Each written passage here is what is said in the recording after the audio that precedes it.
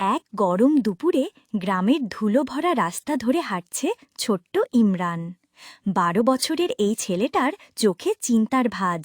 মাথা নিচু করে হাঁটতে হাঁটতে হঠাৎ সে দেখে মাটিতে পড়ে আছে কিছু পাকা খেজুর।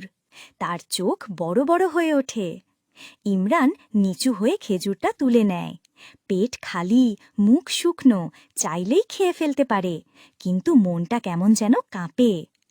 ঠিক তখনই মনে পড়ে রাসূল সাল্লাল্লাহু আলাইহি ওয়াসাল্লামের হাদিস, যা তোমার নয় তা অন্যায়ভাবে গ্রহণ করো না, যদি তা একটি খেজুরও হয়। ইমরান সিদ্ধান্ত নিল, না, এটা খাবে না। সে খেজুরটা হাতে নিয়ে হাঁটতে শুরু করল মালিকের খোঁজে।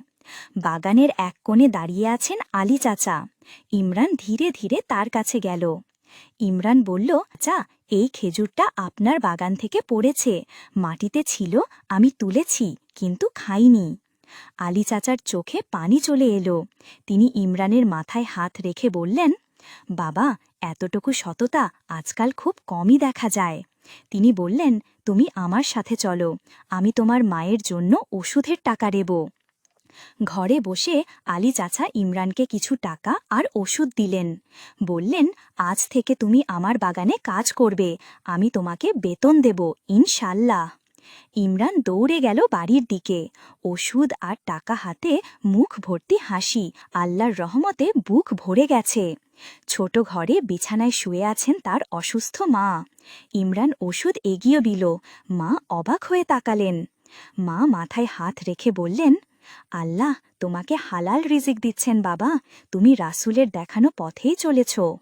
এরপর থেকে ইমরান নিয়মিত বাগানে কাজ করতে লাগল। আলহামদুলিল্লাহ, তার জীবন বদলে গেল, সৎ পথে, বরকতের পথে।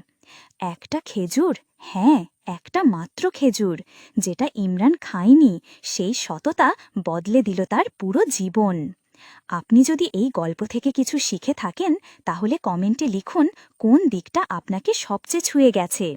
আর চ্যানেলটিকে সাবস্ক্রাইব করতে ভুলবেন না। নতুন নতুন ইসলামিক শিক্ষামূলক গল্প নিয়ে আবার হাজির হব ইনশাল্লাহ।